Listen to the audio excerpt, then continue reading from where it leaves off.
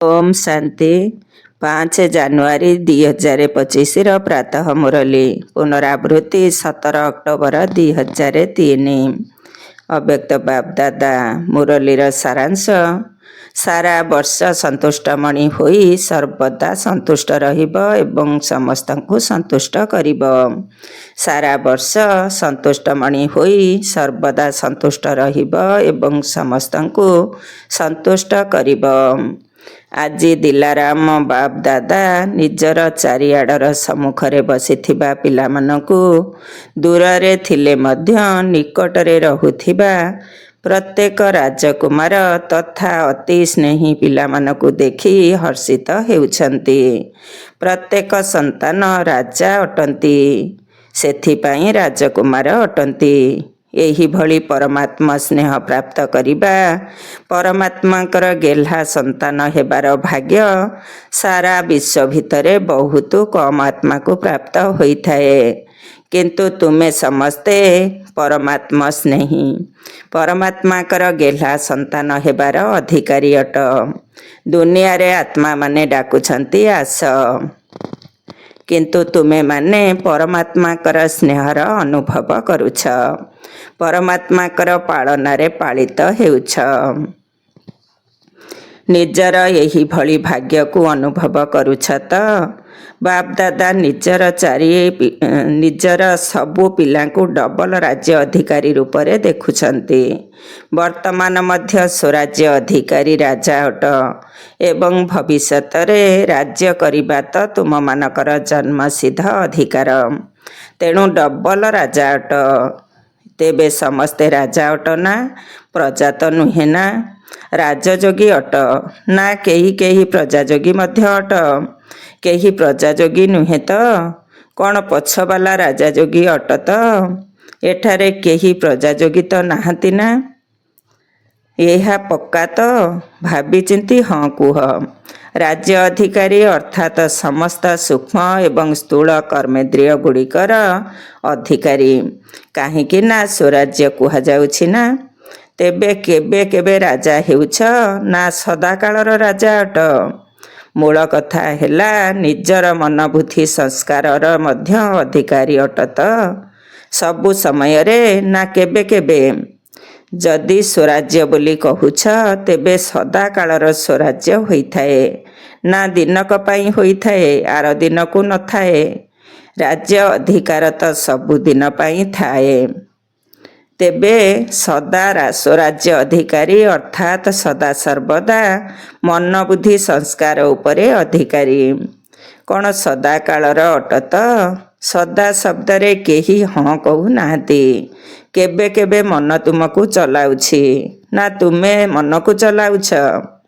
केबे केबे मन मालिक होई जाउछि कि हेउछि ना? तेबे जिए सदा कालर स्वराज्य अधिकारी से ही विश्व राज्य अधिकारी। तेणु सबु बेले यही कथा चेक कर जे जेतिकी समय पर्यंत एवं जेतिकी शक्तिर सहित निजर कर्मेन्द्रिय गुड़िक उपरे तथा मन बुद्धि संस्कार उपरे एबे अधिकारी हेउछ, सेही अनुसारे भविष्यतरे मध्य राज्य अधिकारी प्राप्त कहब। जदि वर्तमान परमात्माकर पालना, परमात्माकर पाठ पढ़ा, परमात्माकर श्रीमत आधार रे संगम जुगर यही गोटिए जन्मरे सदा कालर अधिकारी होई पारु नाह, तेबे 21 जन्म किपरि राज्य अधिकारी हेब? हिसाब अछि ना? वर्तमान समय रे स्वराज्य अर्थात सोर राजा हेबा द्वारा ही 21 जन्मर ग्यारंटी मिली थाए।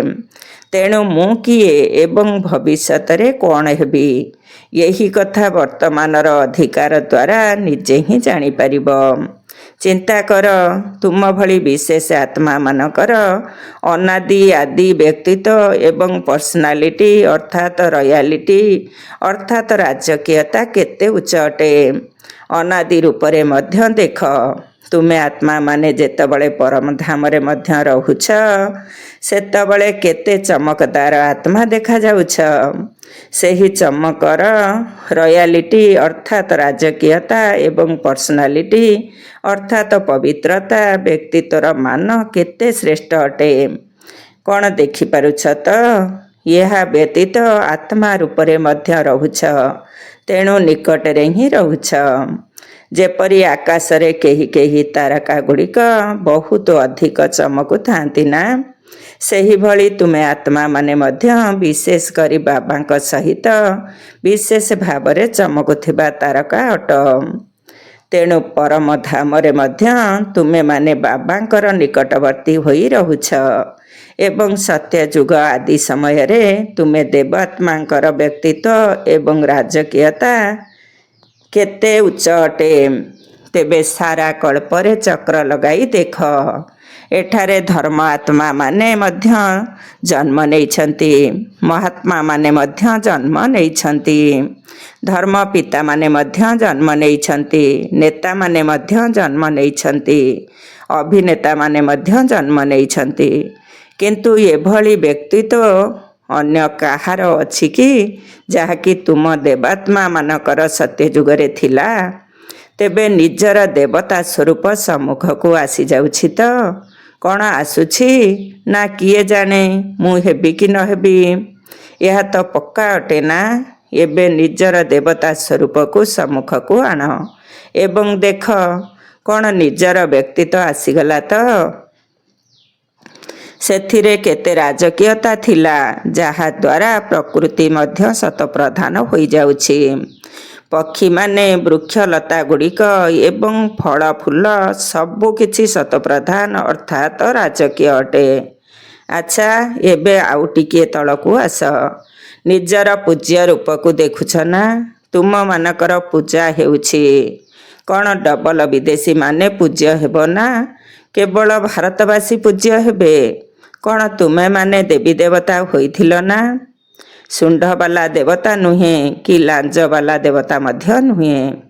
ଦେବୀମାନେ ମଧ୍ୟ କାଳୀ ରୂପବାଲା ନୁହନ୍ତି। କିନ୍ତୁ ଦେବତାମାନଙ୍କର ମନ୍ଦିରରେ ଦେଖ, ତୁମମାନଙ୍କର ପୂଜ୍ୟ ସ୍ୱରୂପର ରାଜକୀୟତା ଏବଂ ବ୍ୟକ୍ତିତ୍ୱ କେତେ ଶ୍ରେଷ୍ଠ ଅଟେ। ମୂର୍ତ୍ତି ହୋଇଥିବ 4 ଫୁଟର ବା 5 ଫୁଟର, କିନ୍ତୁ ମନ୍ଦିରକୁ କେତେ ବଡ଼ କରି ତିଆରି କରୁଛନ୍ତି। ଏହା ମଧ୍ୟ ତୁମମାନଙ୍କର ରାଜକୀୟତାର ଏବଂ ବ୍ୟକ୍ତିତ୍ୱର ପ୍ରତୀକ ଅଟେ। ଆଜିକାଲିର ପ୍ରଧାନମନ୍ତ୍ରୀ ହୁଅନ୍ତୁ କି ରାଜା ମହାରାଜା ହୁଅନ୍ତୁ, ବିଚରା ସେମାନଙ୍କର ପିତୁଳା ତିଆରି କରି ଖରା ବର୍ଷାରେ ରଖିଦେଉଛନ୍ତି। ତେଣିକି ଯାହା ବି ହେଉ, କିନ୍ତୁ ତୁମମାନଙ୍କର ପୂଜ୍ୟ ସ୍ୱରୂପର ବ୍ୟକ୍ତିତ୍ୱ କେତେ ମହାନ, କ'ଣ ବଢ଼ିଆ ଅଟେ ନା? କୁମାରୀମାନେ ବସିଛନ୍ତି ନା? ଏହା ତୁମମାନଙ୍କର ରାଜକୀୟତା ତ ଅଟେ ନା? ପୁଣି ଶେଷରେ ସଙ୍ଗମ ଯୁଗରେ ମଧ୍ୟ ତୁମମାନଙ୍କର ରାଜକୀୟତା କେତେ ଉଚ୍ଚ ଅଟେ। ବ୍ରାହ୍ମଣ ଜୀବନର ବ୍ୟକ୍ତିତ୍ୱ କେତେ ଉଚ୍ଚ ଅଟେ। ପ୍ରତ୍ୟକ୍ଷରେ ସ୍ୱୟଂ ଭଗବାନ ହିଁ ତୁମମାନଙ୍କର ବ୍ରାହ୍ମଣ ଜୀବନର ବ୍ୟକ୍ତିତ୍ୱ ଏବଂ ରାଜକୀୟତା ଭରି ଦେଇଛନ୍ତି। ତେବେ ଏହି ବ୍ରାହ୍ମଣ ଜୀବନର ଚିତ୍ରକାର କିଏ? ସ୍ୱୟଂ ପରମାତ୍ମା। ତେଣୁ ଏହି ବ୍ରାହ୍ମଣ ଜୀବନର ପର୍ସନାଲିଟି ଏବଂ ରୟାଲିଟି କ'ଣ? ପ୍ୟୁରିଟି ଅର୍ଥାତ୍ ପବିତ୍ରତା। ପବିତ୍ରତା ହିଁ ରାଜକୀୟତା। ଏହା ଠିକ୍ କଥା ନା? ଏଠାରେ ଯେତେ ସବୁ ବ୍ରାହ୍ମଣ ଆତ୍ମାମାନେ ବସିଛ, କ'ଣ ଭାବୁଛ? ପବିତ୍ରତା ହିଁ ରାଜକୀୟତା ଅଟେ ନା? ହଁ, ସମସ୍ତେ ମୁଣ୍ଡ ହଲାଅ। ପଛବାଲା ହାତ ଉଠାଉଛନ୍ତି। ତୁମେମାନେ ପଛରେ ବସିନାହଁ, ସମ୍ମୁଖରେ ହିଁ ବସିଛ। ଦେଖ, ଦୃଷ୍ଟି ମଧ୍ୟ ସହଜରେ ପଛକୁ ଚାଲିଯାଉଛି। ଆଗବାଲାଙ୍କୁ ଦେଖିବା ପାଇଁ ତ ତଳକୁ ଦେଖିବାକୁ ପଡ଼ୁଛି, କିନ୍ତୁ ପଛକୁ ଆପେ ଆପେ ଦୃଷ୍ଟି ଚାଲିଯାଉଛି। ତେଣୁ ଏବେ ଚେକ୍ କର, ପ୍ୟୁରିଟିର ପର୍ସନାଲିଟି ଅର୍ଥାତ୍ ପବିତ୍ରତାର ବ୍ୟକ୍ତିତ୍ୱ ସଦାସର୍ବଦା କାୟମ ରହୁଛି ତ? ମନ, ବଚନ, କର୍ମ, ଦୃଷ୍ଟି, ବୃତ୍ତି ଏବଂ କୃତି ସବୁଥିରେ ପ୍ୟୁରିଟି ଅଛି ତ? ମାନସିକ ପବିତ୍ରତାର ଅର୍ଥ ହେଲା ସର୍ବଦା ଏବଂ ସମସ୍ତଙ୍କ ପ୍ରତି ଶୁଭ ଭାବନା ଏବଂ ଶୁଭକାମନା, ସମସ୍ତଙ୍କ ପ୍ରତି। ତେବେ ସେହି ଆତ୍ମା ଯେପରି ବି ହୋଇଥାଉ ନା କାହିଁକି, କିନ୍ତୁ ପବିତ୍ରତା ଯୁକ୍ତ ରାଜକୀୟ ମାନସିକତାର ଲକ୍ଷଣ ହେଲା ସମସ୍ତଙ୍କ ପ୍ରତି ଶୁଭ ଭାବନା, ଶୁଭକାମନା, କଲ୍ୟାଣର ଭାବନା, ଦୟାର ଭାବନା ଏବଂ ଦାତା ପଣିଆର ଭାବନା। ଏହା ବ୍ୟତୀତ ଦୃଷ୍ଟିରେ ସର୍ବଦା ସମସ୍ତଙ୍କ ପ୍ରତି ହୁଏତ ଆତ୍ମିକ ସ୍ୱରୂପ ଦେଖାଯାଉ, ନଚେତ ଫରିସ୍ତା ସ୍ୱରୂପ ଦେଖାଯାଉ। ଯଦିଓ ସେ ଫରିସ୍ତା ହୋଇନାହିଁ, କିନ୍ତୁ ମୋର ଦୃଷ୍ଟିରେ ଫରିସ୍ତା ରୂପ ଏବଂ ଆତ୍ମିକ ରୂପ ହିଁ ରହିଥାଉ। ଏବଂ କୃତି ଅର୍ଥାତ୍ ସମ୍ବନ୍ଧ ସମ୍ପର୍କରେ ଆସିବାରେ, କର୍ମ କରିବା ସମୟରେ ସମସ୍ତଙ୍କୁ ସ୍ନେହ ଦେବା ଏବଂ ସୁଖ ଦେବା। ଚାହେଁ ଅନ୍ୟ କେହି ମୋତେ ସ୍ନେହ ଦିଅନ୍ତୁ ବା ନ ଦିଅନ୍ତୁ, କିନ୍ତୁ ମୋର କର୍ତ୍ତବ୍ୟ ହେଲା ସ୍ନେହ ଦେଇ ସମସ୍ତଙ୍କୁ ସ୍ନେହ କରିବା, ସୁଖ ଦେବା। ତୁମର ସ୍ଲୋଗାନ ଅଛି ନା, ନା ଦୁଃଖ ନିଅ ନା ଦୁଃଖ ଦିଅ। ଦେବାର ବି ନାହିଁ କି ନେବାର ବି ନାହିଁ। ଦେବାବାଲା ତୁମକୁ କେବେ ଯଦି ଦୁଃଖ ବି ଦେଉଛି, ତେବେ ତୁମେ ତାକୁ ସୁଖର ସ୍ମୃତିରେ ଦେଖ। କାରଣ ତଳେ ପଡ଼ିଯାଇଥିବା ଲୋକକୁ ଆଉ ଅଧିକ ତଳକୁ ଠେଲି ଦିଆଯାଏ ନାହିଁ, ତାକୁ ସବୁବେଳେ ଉଚ୍ଚକୁ ଉଠାଇଥାନ୍ତି। ସିଏ ବିଚରା ପରବଶ ହୋଇ ତୁମକୁ ଦୁଃଖ ଦେଉଛି, ତଳକୁ ଖସି ଯାଇଛି ନା, ତେଣୁ ତାକୁ ଆଉ ତଳକୁ ଠେଲି ଦିଅ ନାହିଁ। ଏମିତି ନୁହେଁ ଯେ ତାକୁ ଆଉ ଗୋଟିଏ ଗୋଇଠା ମାରିଦିଅ, ନା, ତାକୁ ସ୍ନେହର ସହିତ ଉଚ୍ଚକୁ ଉଠାଅ। ଏଥିରେ ମଧ୍ୟ ପ୍ରଥମେ ଦାନ ନିଜ ଘରୁ ଆରମ୍ଭ କର। ଦାନ ପୁଣ୍ୟର କାର୍ଯ୍ୟ ପ୍ରଥମେ ନିଜ ଘରୁ ଆରମ୍ଭ କରାଯାଏ ନା। ତେଣୁ ନିଜର ସବୁ ସାଥୀମାନଙ୍କୁ, ସେବାର ସାଥୀମାନଙ୍କୁ, ବ୍ରାହ୍ମଣ ପରିବାରର ସାଥୀମାନଙ୍କୁ ପ୍ରତ୍ୟେକଙ୍କୁ ଉଚ୍ଚକୁ ଉଠାଅ। ସେମାନେ ନିଜର ଖରାପ ଗୁଣ ଦେଖାଇଲେ ମଧ୍ୟ ତୁମେ ସେମାନଙ୍କର ବିଶେଷତାକୁ ଦେଖ। ସମସ୍ତେ କ୍ରମାନ୍ୱୟ ହିସାବରେ ତ ରହିବେ ନା। ଦେଖ, 108ର ମାଳା ତୁମମାନଙ୍କର ହିଁ ସ୍ମାରକୀ ଅଟେ। ସମସ୍ତେ ପ୍ରଥମ ନମ୍ବର ତ ନୁହନ୍ତି ନା। 108 ପର୍ଯ୍ୟନ୍ତ ନମ୍ବର ରହିଛି ନା। ତେଣୁ ସମସ୍ତେ କ୍ରମାନ୍ୱୟରେ ଅଛନ୍ତି ଏବଂ ରହିବେ ମଧ୍ୟ। କିନ୍ତୁ ମୋର କର୍ତ୍ତବ୍ୟ କ'ଣ? ଏମିତି ବି ଭାବିବାର ନାହିଁ ଯେ ମୁଁ ତ 8 ଜଣକ ଭିତରେ ଆଦୌ ନୁହେଁ। ହୁଏତ 108 ଭିତରେ ଆସିଯାଇପାରେ। ମୁଁ 108 ନମ୍ବରର ଶେଷ ଦାନା ମଧ୍ୟ ହୋଇପାରେ। ତେଣୁ ମୋ ଭିତରେ କିଛି ନା କିଛି ଖରାପ ସଂସ୍କାର ତ ଥିବ ନା। କିନ୍ତୁ ତାହା ନୁହେଁ। ଅନ୍ୟମାନଙ୍କୁ ସୁଖ ଦେଇ ଦେଇ, ସ୍ନେହ ଦେଇ ଦେଇ ତୁମର ସଂସ୍କାର ମଧ୍ୟ ସ୍ନେହୀ ଏବଂ ସୁଖୀ ନିଶ୍ଚିତ ହୋଇଯିବ।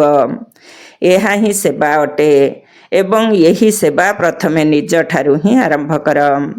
ବାପଦାଦାଙ୍କୁ ଆଜି ଗୋଟିଏ କଥା ଉପରେ ହସ ଲାଗୁଥିଲା। କହିବୁ ତାହା କ'ଣ? ଦେଖିବ ତୁମମାନଙ୍କୁ ମଧ୍ୟ ହସ ଲାଗିବ। ବାପଦାଦା ତ ପିଲାମାନଙ୍କର ସବୁ ଖେଳ ଦେଖୁଛନ୍ତି ନା। ବାପଦାଦା ଗୋଟିଏ ସେକେଣ୍ଡ ଭିତରେ କେତେବେଳେ କେଉଁ ସେଣ୍ଟର, କେତେବେଳେ କେଉଁ ସେଣ୍ଟର ଟିଭି ଅନ୍ କରି ଦେଉଛନ୍ତି। କେବେ ବିଦେଶର, କେବେ ଭାରତର ଟିଭିର ସୁଇଚ୍ ଅନ୍ କରି ଦେଉଛନ୍ତି। ତେଣୁ ଜଣାପଡ଼ିଯାଉଛି ପିଲାମାନେ କ'ଣ କରୁଛନ୍ତି। କାହିଁକି ନା ବାବାଙ୍କର ପିଲାଙ୍କ ପ୍ରତି ସ୍ନେହ ଅଛି ନା। ପିଲାମାନେ ମଧ୍ୟ କହୁଛନ୍ତି ଆମେ ବାବାଙ୍କ ସମାନ ନିଶ୍ଚିତ ହେବୁ। ଏହା ତ ପକ୍କା ଅଟେ ନା। ସମାନ ତ ନିଶ୍ଚିତ ହେବ ନା। ଭାବିଚିନ୍ତି ହାତ ଉଠାଅ।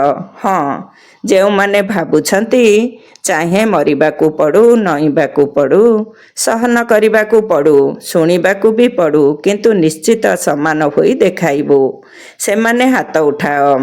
କୁମାରୀମାନେ ଭାବିଚିନ୍ତି ହାତ ଉଠାଅ। ଏମାନଙ୍କର ଫଟୋ ଉଠାଅ।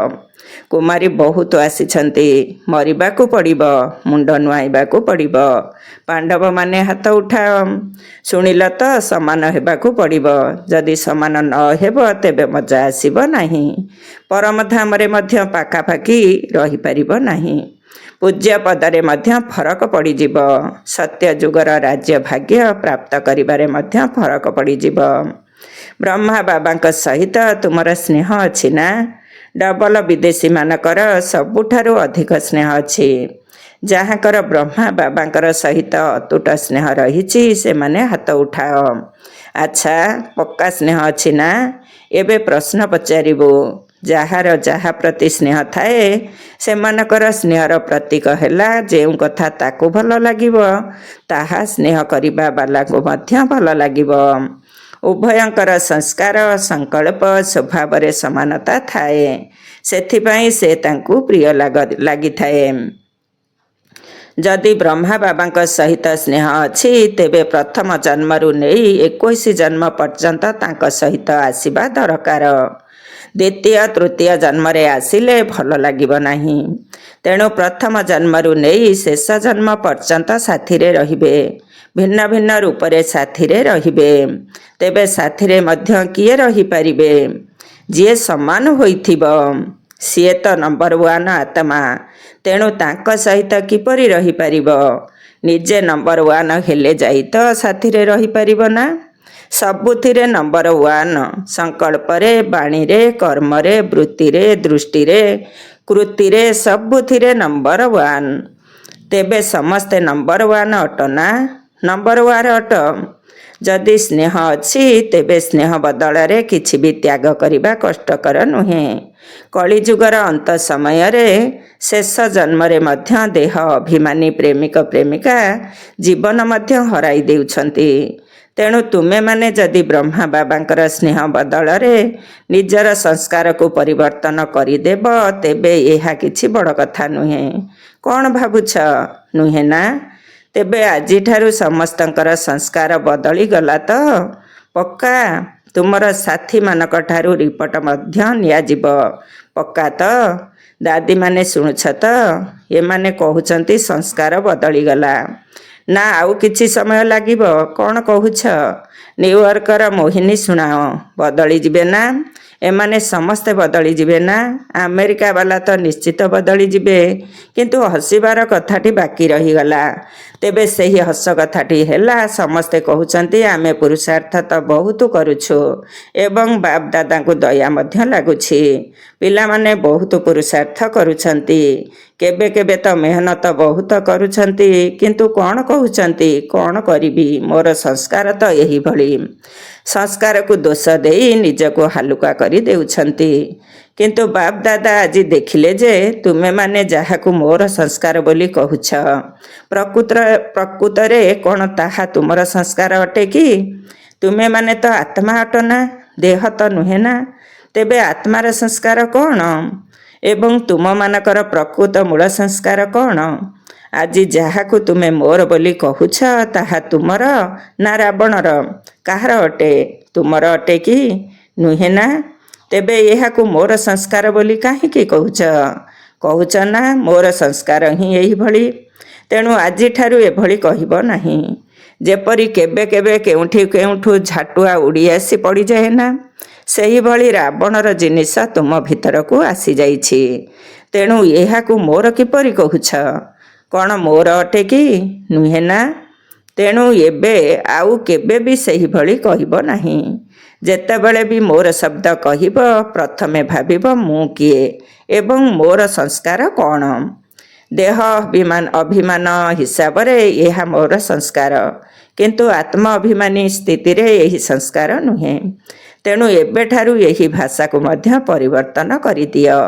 ମୋର ସଂସ୍କାର କହିବା ଦ୍ୱାରା ବେପରୁଆ ହୋଇଯାଉଛୁ। କହୁଛ ମୋର ଉଦ୍ଦେଶ୍ୟ ସେଭଳି ନୁହେଁ, କିନ୍ତୁ ଏହା ମୋର ସଂସ୍କାର ହୋଇଯାଇଛି। ଆଚ୍ଛା, ଆଉ ଗୋଟିଏ ଶବ୍ଦ କ'ଣ କହୁଛ? ମୋର ସ୍ୱଭାବ। ତେବେ ସ୍ୱଭାବ ଶବ୍ଦ କେତେ ଭଲ ଶବ୍ଦ ଅଟେ। ସ୍ୱ ଅର୍ଥାତ୍ ଆତ୍ମା ତ ସର୍ବଦା ଭଲ ଅଟେ। ମୋର ସ୍ୱଭାବ ଅର୍ଥାତ୍ ସ୍ୱ ଆତ୍ମାର ଭାବ ସର୍ବଦା ଭଲ ଅଟେ, ଖରାପ ତ ନୁହେଁ। ତେଣୁ ତୁମେମାନେ ଯେଉଁ ଶବ୍ଦ ବ୍ୟବହାର କରୁଛ ମୋର ସ୍ୱଭାବ ଏହିଭଳି, ଏବେ ଏହି ଭାଷାକୁ ବଦଳାଅ। ଯେତେବେଳେ ବି ମୋର ଶବ୍ଦ ବ୍ୟବହାର କରୁଛ ସେତେବେଳେ ଭାବ ଯେ ମୋର ମୂଳ ସଂସ୍କାର କ'ଣ। ଏହା କିଏ କହୁଛି? ଆତ୍ମା କହୁଛି ନା ଏହା ମୋର ସଂସ୍କାର? ଯଦି ଏହିଭଳି ବିଚାର କରିବ ତେବେ ନିଜ ଉପରେ ହସ ଲାଗିବ। ହସ ଲାଗିବ ନା? ଯଦି ନିଜ ଉପରେ ହସ ଲାଗିବ ତେବେ ଖିଟଖିଟି କରିବା ବନ୍ଦ ହୋଇଯିବ। ଏହାକୁ କୁହାଯାଏ ଭାଷାର ପରିବର୍ତ୍ତନ କରିବା, ଅର୍ଥାତ୍ ପ୍ରତ୍ୟେକ ଆତ୍ମା ପ୍ରତି ସ୍ୱମାନ ଏବଂ ସମ୍ମାନର ଭାବନା ରଖିବା। ନିଜେ ମଧ୍ୟ ସର୍ବଦା ସ୍ୱମାନରେ ରୁହ ଏବଂ ଅନ୍ୟମାନଙ୍କୁ ମଧ୍ୟ ସ୍ୱମାନର ସହିତ ଦେଖ। ତୁମେ ଯଦି ସମସ୍ତଙ୍କୁ ସ୍ୱମାନର ସହିତ ଦେଖିବ ତେବେ ତୁମ ଭିତରେ ଯେଉଁ ସବୁ ମତାନ୍ତର ହେଉଛି, ଯାହା ତୁମକୁ ମଧ୍ୟ ପସନ୍ଦ ନୁହେଁ, କ'ଣ ଯେତେବେଳେ କୌଣସି ଖିଟଖିଟି ହୋଇଯାଉଛି ତୁମକୁ ଭଲ ଲାଗୁଛି? ଭଲ ଲାଗୁନାହିଁ ନା? ତେଣୁ ପରସ୍ପରକୁ ସମାନର ସହିତ ଦେଖ। ଇଏ ବିଶେଷ ଆତ୍ମା ଅଟେ। ଇଏ ପରମାତ୍ମାଙ୍କର ପାଳନରେ ପାଳିତ ହେଉଥିବା ଆତ୍ମା ଅଟେ। ଇଏ କୋଟିକ ଭିତରେ କେହି ଏବଂ କେହିଙ୍କ ଭିତରେ ମଧ୍ୟ କେହି, ଅର୍ଥାତ୍ ଅତି ବିଶେଷ ଆତ୍ମା ଅଟେ। କେବଳ ଏହି ଗୋଟିଏ କାମ କର, ନିଜର ନୟନରେ ବିନ୍ଦୁକୁ ହିଁ ସମାହିତ କରିଦିଅ। ବାସ୍, ଗୋଟିଏ ବିନ୍ଦୁରେ ତ ଦେଖୁଛ, ତା ସହିତ ଆଉ ଗୋଟିଏ ବିନ୍ଦୁ ମଧ୍ୟ ସମାହିତ କରିଦିଅ। ତେବେ ଆଉ କିଛି ବି ହେବ ନାହିଁ। ତୁମକୁ କୌଣସି ମେହନତ କରିବାକୁ ପଡ଼ିବ ନାହିଁ। ଯେପରି ଆତ୍ମା ଆତ୍ମାକୁ ଦେଖୁଛି, ଆତ୍ମା ଆତ୍ମାକୁ କଥା କହୁଛି। ନିଜର ଦୃଷ୍ଟି ଏବଂ ବୃତ୍ତିକୁ ଆତ୍ମିକ କରିଦିଅ। ବୁଝିପାରିଲ କ'ଣ କରିବ? ଏବେ ଆଉ ମୋର ସଂସ୍କାର ବୋଲି କେବେ ବି କହିବ ନାହିଁ। ଯେତେବେଳେ ସ୍ୱଭାବ ଶବ୍ଦ କହୁଛ, ସେତେବେଳେ ସ୍ୱ ଆତ୍ମାର ଭାବରେ ସ୍ଥିତ ହୋଇଯାଅ। ଠିକ୍ କଥା ନା? ବାପ ଦାଦା ଚାହୁଁଛନ୍ତି ଯେ ଏହି ବର୍ଷ ପୁରା ବର୍ଷକ ଯାକ, ଯଦିଓ ବାବାଙ୍କ ସହିତ ମିଶିବାର ସିଜିନ୍ 6 ମାସ ଚାଲୁଛି, ପୁଣି ବି ପୁରା ବର୍ଷ ଯିଏ ଯାହା ସହିତ ଯେତେବେଳେ ବି ମିଶୁଛ, ତାହା ସହିତ ମିଶୁଛ, ଚାହେଁ ପରସ୍ପର ସହିତ ମିଶୁଛ ବା ଅନ୍ୟ ଆତ୍ମାମାନଙ୍କ ସହିତ ମିଶୁଛ, କିନ୍ତୁ ଯେତେବେଳେ ବି ମିଶୁଛ, ଯାହା ସହିତ ମିଶୁଛ, ତାଙ୍କୁ ସନ୍ତୁଷ୍ଟତାର ସହଯୋଗ ଦିଅ। ନିଜେ ମଧ୍ୟ ସନ୍ତୁଷ୍ଟ ରୁହ ଏବଂ ଅନ୍ୟମାନଙ୍କୁ ମଧ୍ୟ ସନ୍ତୁଷ୍ଟ କର। ତେଣୁ ଏହି ସିଜିନ୍ର ସୋମାନ ହେଲା ସନ୍ତୁଷ୍ଟମଣି, ସଦା ସନ୍ତୁଷ୍ଟମଣି। ଭାଇମାନେ ମଧ୍ୟ ମଣି ଅଟନ୍ତି, ମଶା ନୁହେଁ, ମଣି ଅଟ। ପ୍ରତ୍ୟେକ ଆତ୍ମା ସବୁ ସମୟରେ ସନ୍ତୁଷ୍ଟମଣି ଅଟ। ଯଦି ନିଜେ ସନ୍ତୁଷ୍ଟ ରହିବ, ତେବେ ଅନ୍ୟମାନଙ୍କୁ ମଧ୍ୟ ସନ୍ତୁଷ୍ଟ କରିପାରିବ। ସନ୍ତୁଷ୍ଟ ରହିବ ଏବଂ ସନ୍ତୁଷ୍ଟ କରିବ। ଠିକ୍ ଅଛି, ପସନ୍ଦ ତ? ସମସ୍ତେ ହାତ ଉଠାଇଲେ। ବହୁତ ଭଲ, ଅଭିନନ୍ଦନ, ଅଭିନନ୍ଦନ, ଅଭିନନ୍ଦନ। ଆଚ୍ଛା, ଯାହା ବି ହୋଇଯାଉ, ନିଜର ସ୍ୱମାନର ଆସନ ଉପରେ ସର୍ବଦା ଏକାଗ୍ର ରୁହ। ଏପଟ ସେପଟ ହୁଅ ନାହିଁ। କେବେ କେଉଁ ଆସନ, କେବେ କେଉଁ ଆସନ, ଏପରି ନୁହେଁ। ନିଜର ସ୍ୱମାନର ଆସନ ଉପରେ ଏକାଗ୍ର ରୁହ ଏବଂ ଏକାଗ୍ରତାର ଆସନ ଉପରେ ବସି ଯଦି କୌଣସି କଥା ଆସୁଛି, ତାକୁ କାର୍ଟୁନ୍ ଶୋ ଭଳି ଅନୁଭବ କର। ଭାବ, ଏହା କାର୍ଟୁନ୍ ଶୋ ଚାଲୁଛି। ଯଦି ବାଘ ଆସୁଛି ବା ଛେଳି ଆସୁଛି ବା ବିଛା ଆସୁଛି ବା ଝିଟିପିଟି ଆସୁଛି, ତେବେ ଏହା ଖରାପ କାର୍ଟୁନ୍ ଶୋ ଚାଲିଛି। କିନ୍ତୁ ନିଜର ସିଟ୍ ଉପରୁ କେବେ ବି ଅପସେଟ୍ ହୁଅ ନାହିଁ, ତେବେ ମଜା ଲାଗିବ। ଆଚ୍ଛା, ଚାରିଆଡ଼ର ରାଜଦୁଲାର ପିଲାମାନଙ୍କୁ, ସମସ୍ତ ସ୍ନେହୀ ସହଯୋଗୀ ତଥା ବାବାଙ୍କ ସହିତ ସମାନ ହେଉଥିବା ପିଲାମାନଙ୍କୁ, ସର୍ବଦା ନିଜର ଶ୍ରେଷ୍ଠ ସ୍ୱଭାବ ଏବଂ ସଂସ୍କାରକୁ ସ୍ୱରୂପରେ ପ୍ରକାଶିତ କରୁଥିବା ପିଲାମାନଙ୍କୁ, ସର୍ବଦା ସୁଖ ଦେଉଥିବା ଏବଂ ସ୍ନେହ ଦେଉଥିବା ପିଲାମାନଙ୍କୁ, ସଦା ସନ୍ତୁଷ୍ଟମଣି ହୋଇ ସନ୍ତୁଷ୍ଟତାର କିରଣ ବିଚ୍ଛୁରିତ କରୁଥିବା ପିଲାମାନଙ୍କୁ ବାପ ଦାଦାଙ୍କର ସ୍ନେହ ସମ୍ପନ୍ନ ଶୁଭେଚ୍ଛା ଏବଂ ନମସ୍ତେ। ଆମ ଆତ୍ମିକ ସନ୍ତାନମାନଙ୍କର ଆତ୍ମିକ ବାପ ଦାଦାଙ୍କୁ ନମସ୍ତେ, ନମସ୍ତେ ଏବଂ ସୁପ୍ରଭାତ। ଆଜିର ବରଦାନ। ଶୁଭ ଚିନ୍ତନ ଏବଂ ଶୁଭ ଚିନ୍ତକ ସ୍ଥିତିର ଅନୁଭବ ଦ୍ୱାରା ବ୍ରହ୍ମା ବାବାଙ୍କ ସମାନ ମାଷ୍ଟର ଦାତା ହୁଅ। ଶୁଭ ଚିନ୍ତନ ଏବଂ ଶୁଭ ଚିନ୍ତକ ସ୍ଥିତିର ଅନୁଭବ ଦ୍ୱାରା ବ୍ରହ୍ମା ବାବାଙ୍କ ସମାନ ମାଷ୍ଟର ଦାତା ହୁଅ।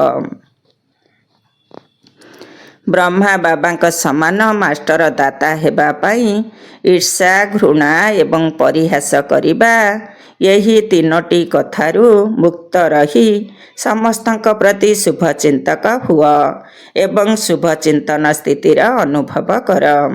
କାହିଁକି ନା ଯାହା ଭିତରେ ଈର୍ଷାର ଅଗ୍ନି ରହିଥାଏ, ସେ ନିଜେ ମଧ୍ୟ ଜଳୁଥାଏ ଏବଂ ଅନ୍ୟକୁ ମଧ୍ୟ ଦୁଃଖୀ କରିଥାଏ। ଘୃଣା କରିବା ବାଲା ନିଜେ ମଧ୍ୟ ତଳକୁ ଖସିଥାଏ ଏବଂ ଅନ୍ୟମାନଙ୍କୁ ମଧ୍ୟ ତଳକୁ ଟାଣିଥାଏ ଏବଂ ହସ ମଜାରେ ମଧ୍ୟ ପରିହାସ କରୁଥିବା ବ୍ୟକ୍ତି ଅନ୍ୟ ଆତ୍ମାକୁ ଶକ୍ତିହୀନ କରି ଦୁଃଖୀ କରିଥାଏ। ସେଥିପାଇଁ ଏହି ତିନୋଟି ଯାକ କଥାରୁ ମୁକ୍ତ ରହି ଶୁଭଚିନ୍ତନ ସ୍ଥିତିର ଅନୁଭବ ଦ୍ୱାରା ଦାତାଙ୍କର ସନ୍ତାନ ମାଷ୍ଟର ଦାତା ହୁଅ। ଆଜିର ସ୍ଲୋଗାନ ମନ ବୁଦ୍ଧି ଏବଂ ସଂସ୍କାର ଉପରେ ସମ୍ପୂର୍ଣ୍ଣ ରାଜ୍ୟ କରୁଥିବା ସ୍ୱରାଜ୍ୟ ଅଧିକାରୀ ହୁଅ। ମନ ବୁଦ୍ଧି ଏବଂ ସଂସ୍କାର ଉପରେ ସମ୍ପୂର୍ଣ୍ଣ ରାଜ୍ୟ କରୁଥିବା ସ୍ୱରାଜ୍ୟ ଅଧିକାରୀ ହୁଅ। ଓମ୍ ଶାନ୍ତି। ନିଜର ଶକ୍ତିଶାଳୀ ସଂକଳ୍ପ ଦ୍ୱାରା ସୂକ୍ଷ୍ମ ଶକ୍ତି ପ୍ରଦାନ କରିବାର ସେବା କର। 5 ନମ୍ବର, ତୁମେ ବ୍ରାହ୍ମଣ ପିଲାମାନେ କଳ୍ପବୃକ୍ଷର କାଣ୍ଡ ଅଟ। କାଣ୍ଡ ଦ୍ୱାରା ହିଁ ସାରା ବୃକ୍ଷକୁ ଶକ୍ତି ପ୍ରାପ୍ତ ହୋଇଥାଏ। ତେଣୁ ଏବେ ବିଶ୍ୱକୁ ସକାଶ ଦେବାର ସେବା କର। ଯଦି 20ଟି ସେଣ୍ଟର ବା 30ଟି ସେଣ୍ଟର ବା 200-250 ସେଣ୍ଟର ବା ନିଜର ଜୋନ୍ କଥା ବୁଦ୍ଧିରେ ରହିବ, ତେବେ ବେହଦ ବିଶ୍ୱକୁ ସକାଶ ଦେଇପାରିବ ନାହିଁ। ସେଥିପାଇଁ ହଦ ଅର୍ଥାତ ସୀମା ଭିତରୁ ବାହାରି ଆସି ଏବଂ ବେହଦର ସେବା କରିବାର ପାଠ ଆରମ୍ଭ କର। ବେହଦର କଥା ସ୍ମୃତିରେ ରହିଲେ ହଦର ଛୋଟମୋଟ କଥାଗୁଡ଼ିକ ଆପେ ଆପେ ସମାପ୍ତ ହୋଇଯିବ। ତେବେ ବେହଦର ସକାଶ ଦ୍ୱାରା ପରିବର୍ତ୍ତନ ହେବା, ଏହା ହିଁ ହେଉଛି ତୀବ୍ର ଗତିରେ ସେବା କରିବାର ପରିଣାମ। ଓମ୍ ଶାନ୍ତି।